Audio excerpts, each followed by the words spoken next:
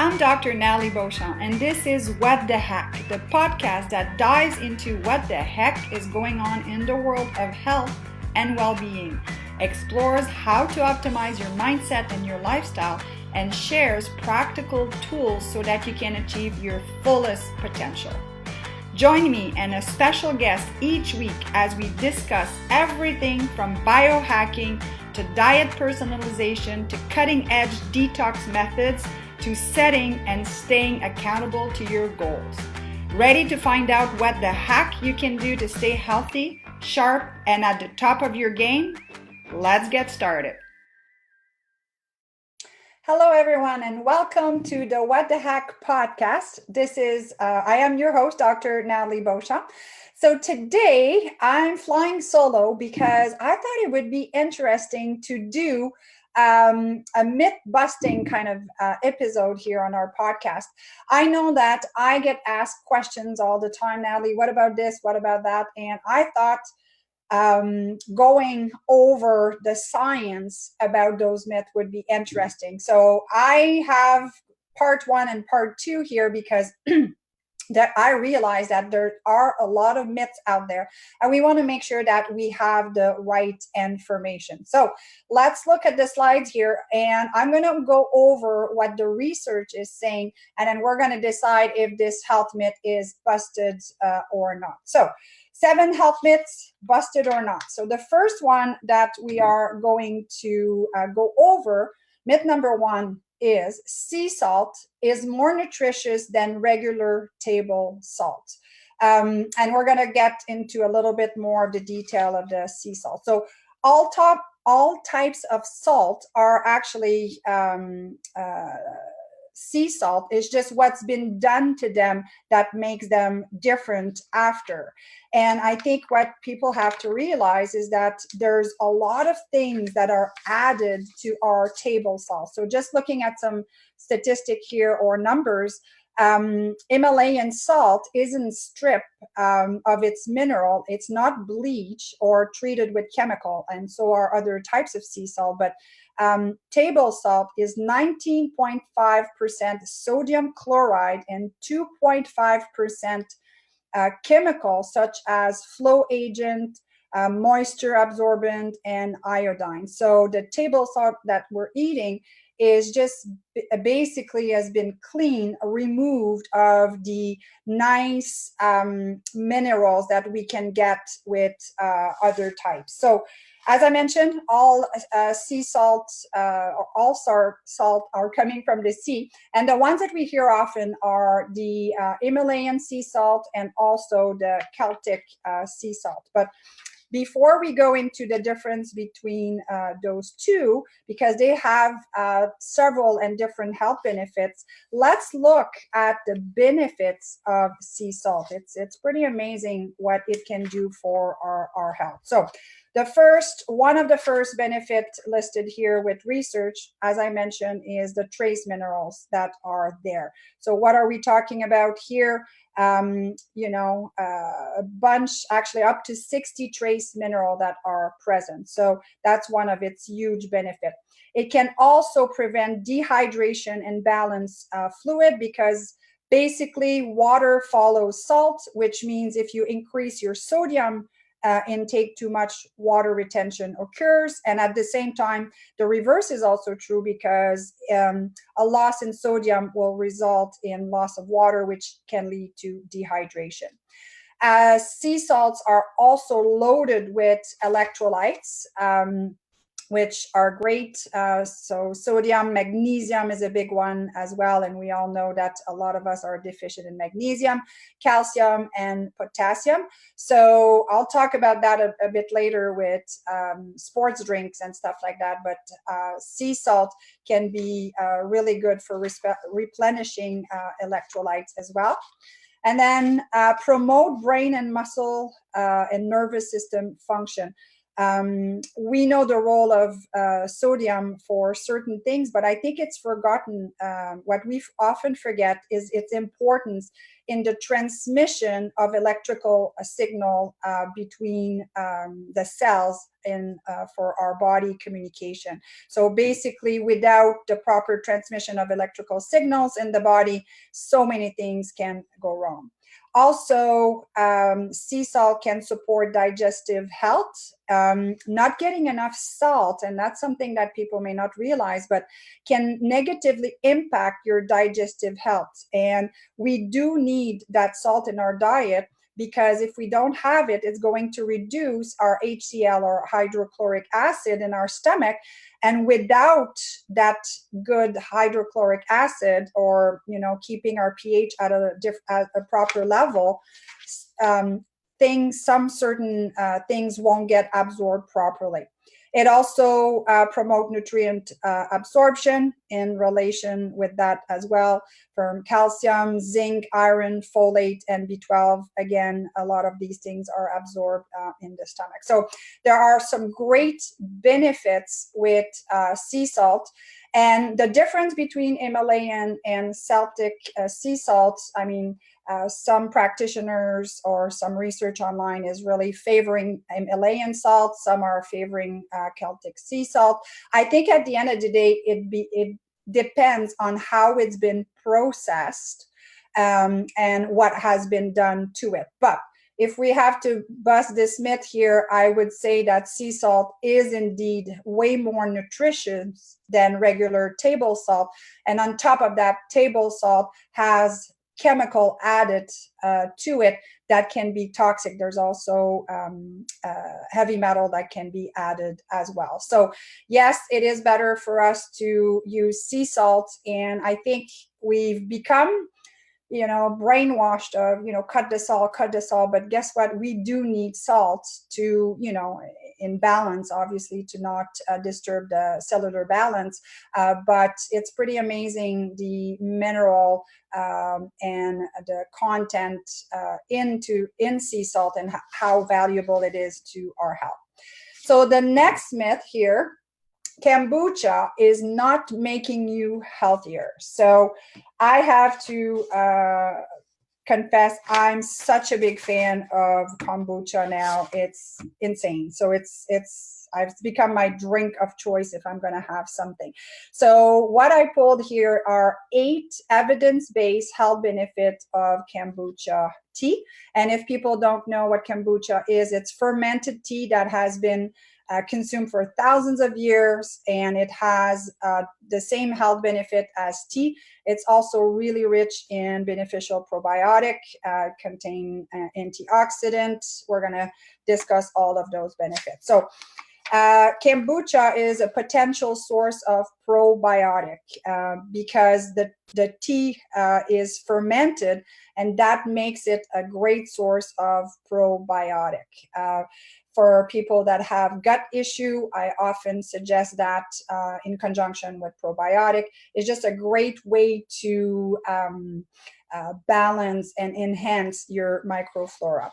Kombucha also may provide the benefits of green tea, and green tea, as many people know, is one of the healthiest beverage on the planet, and it is because it contains a lot of bioactive compounds such as polyphenol, a lot of that act as antioxidant. It contains just a lot of good things to boost, for it to be an antioxidant. So in summary here, kombucha made from green tea is really good for our health. As I mentioned, antioxidant, which can also help detoxify the liver. Not much research on human on that, but the research studies with rodent have been really promising. Kombucha can also kill bacteria because it is rich in those polyphenol and also acetic acid, which has been both shown to suppress the growth of undesirable bacteria and yeast. So not only are you cultivating or enhancing your microbiome, you're also helping to kill a bacteria that might not be as good. It can also may reduce heart disease risk. Some research has shown that it can improve the quote unquote bad cholesterol and increase the good. Again, a little bit more research needs to be done with human, but the rodent studies are quite promising.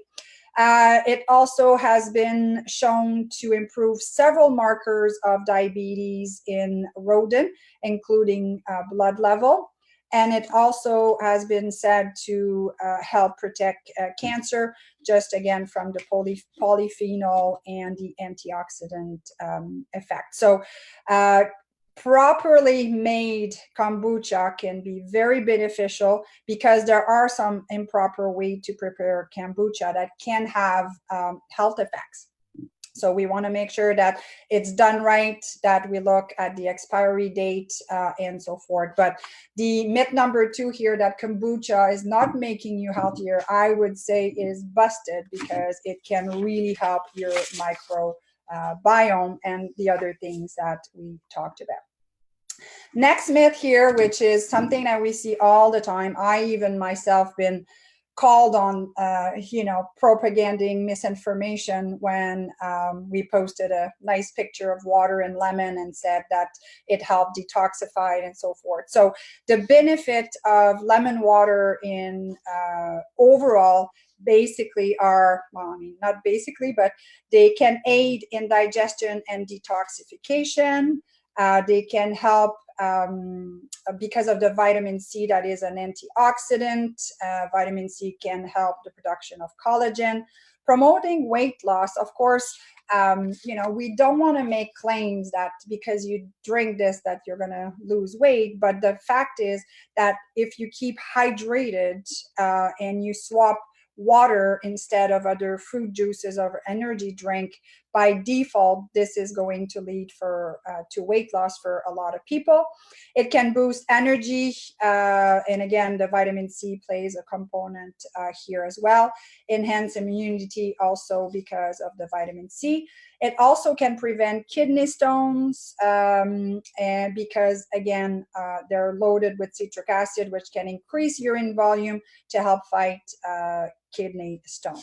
So this is not necessarily a magic thing, but drinking water and the benefit that the lemon can bring are pretty big. Now, the controversy, I think, is more with the alkalinity of the water. So lemons are considered acidic, but when we consume them, they're making our body more alkaline, and drinking lemon water can have some health benefit. Now, the pH of the body, and the pH of the stomach, the pH of the blood, that doesn't change a heck of a lot. And I think that's where the controversy is. And we're not pretending that drinking lemon water is a cure for all, but it will make your body a tad more alkaline, a lot more than processed foods and packaged food and so forth. So myth number 3, lemon water has powerful health benefits. I would say yes, just for the multitude of reasons that I have just mentioned. Next myth here. Myth number 4, infrared sauna do help you detoxify and burn fat. So again, I'm a big fan of infrared sauna. Have one at home, which I use on a regular basis. More in the winter, I have to say. In the summer, somehow I don't seem to want to do it as often. But it is a great thing to do. So the first, some of the benefits: improve heart function. Research is showing that it can really help people maximize the function of our heart. It can also help lower chronic pain, including pain from arthritis. And I suggest that on a regular basis to patients, because as a chiropractor, I see a lot of people that have sore joints and are sore, and a lot of people too who have fibromyalgia and chronic fatigue. And I really find a lot of benefits for these people, and so is the research. It can, in 2010, there was a study done in the Journal of Complementary and Alternative Medicine that showed that it can lower the side effect of diabetes, so another big one there, improve quality of life, and overall well-being has been shown. Again, tons of different studies have been shown to that. So who can benefit from infrared? I think it's pretty much everyone. And the other component that I think is really beneficial, obviously the infrared light itself, and we're learning more and more about the benefit of infrared light as healing technology. This is just one of them. So I think the other big benefit is that it makes people sweat. We're bombarded by toxins. Our toxic loads are so high that, and if people don't exercise, the skin is our biggest organ. We are going to sweat some toxins out. Obviously, urine and liver are important to be working properly, but I think infrared sauna really do help with detox. And when it comes to burning fat, again, if your body is working more optimally, if your liver is working more optimally, I think by default, you may be able to be more efficient at burning fat. But research is not quite 100% conclusive on this one. So I would say with this myth, it's half busted, half not busted. Myth number 5, there is no real benefits to working out on an empty stomach for weight loss. So what the research is showing here is that indeed fasting before exercise or even after exercise can be very beneficial. And the approach here is that you have to be fat adapted. What I mean by that is you have to have trained your body to tap into its fat storage for the production of energy through ketones. So the body uses 2 types of fuel, glucose and ketones. And glucose, if you eat something before a workout, your body is going to use that fuel, tap into your glycogen storage in your muscles a little bit, but it won't really tap into your fat storage. And same thing after you exercise. But the caveat to that, as I mentioned, is that you have to be what is called fat adapted, meaning that you have trained your body to be able to tap into those fat storage more efficiently. So the research is again, not to say that you can't have some good results working out, consuming fuel before and after, but research is showing that it can improve insulin stabilization, and it can also help with spikes in human growth hormones, HGH level, which again can increase how productive we are at building muscle. So I'm a big fan of intermittent fasting and making one's body as adapted to tapping into our ketones for fuel or our fat storage. And if we are constantly burning glucose, it creates inflammation in the body. So on that one, we would have to say that this one is partly true, because if people haven't made themselves fat adapted, it is not as beneficial. It can possibly also, the research is saying, decrease in testosterone and affect muscle buildup. But again, it depends how you're training, long distance, high intensity interval training. But in general, adapting your body and working out on an empty stomach can be quite efficient. Next one, myth number 6, celery juice won't cure your health problem. That's one that I've been asked in recent months. Nathalie, what do you think about the celery fast? And my answer to this, well, I had to do a little bit of digging and see what was out there, because it's received quite a bit of attention as a superfood. So what is in celery? So we've got good amount of vitamin A, B2, B6, and C. There's also folate, potassium, manganese, pentatonic acid, and some fiber. But also it depends with the juicing if you're using the fiber as well, and if you're using the whole celery with the leaves and things like that. But some health benefit of celery, it's because it has two beneficial antioxidants called apigenin and luteolin. And I have to say, I didn't know that. And those have been linked, some research, recent research, 2017, has been linked that it can help with inflammation and allergies. It can help with arthritis, neurodegenerative diseases, and also diabetes, and also cancer. So what is in a celery with those two things can have a beneficial aspect on health. But I think, again, having a just one food and just go on that.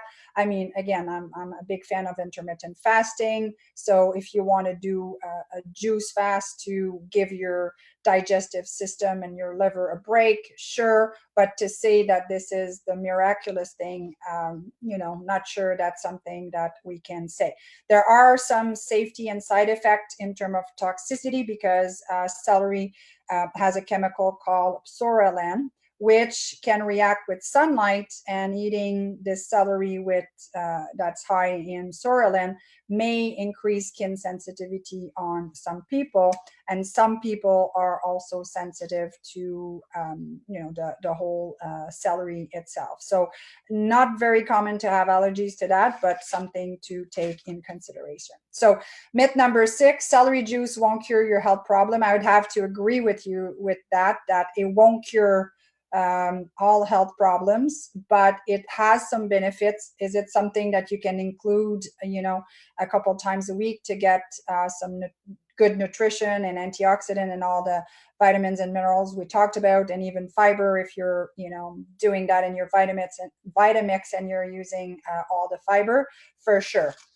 And the last one, or number 7, coconut sugar are not that much better than refined sugar. So I think, just in light of what I talked about earlier, sugar is sugar, and obviously we don't want to consume too much sugar because of what it does to the body as being transformed and used as glucose.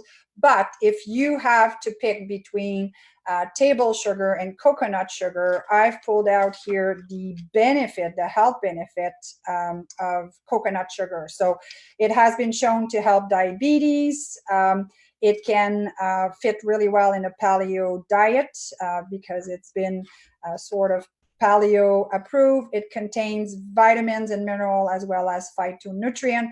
And another really important one, it also can be good for the gut, because coconut sugar is high in inulin, and inulin is good prebiotic that will stimulate the growth of intestinal bifidobacteria, commonly found in probiotics. So that's another great one.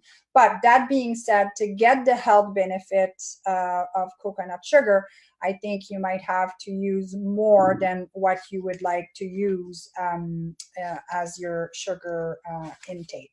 So there you have it, 7 health myths, and I hope that this was all myth that you had the right answer to. But I think what we have to keep in mind is that there is no one size fits all. There is no one thing, only this thing is good. And that's why I think when it comes to health, we always have to think of it in moderation, look at the science, look at the physiology behind things, and not go to an extreme. And unfortunately, a lot of that, what we can call fade or trends, sometimes are promoted by the people selling the products, and sometimes it's not always true. So here you have it, 7 health myth that we either said they were right or we busted.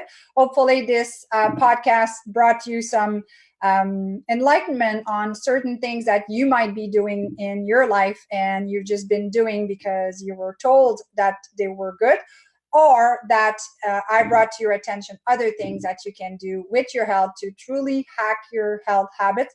Because at the end of the day, we are, as I like to say, a work in progress, and the sum of the decisions that we make every day is what is going to bring us closer to the wellness side of the health continuum as opposed to the disease side of the health continuum. So thank you very much for watching this week's podcast. This was your host, Dr. Nathalie Beauchamp, and we'll see you on the next podcast, where I will have a guest who has also written a book and will share her wisdom and expertise with us. Thank you.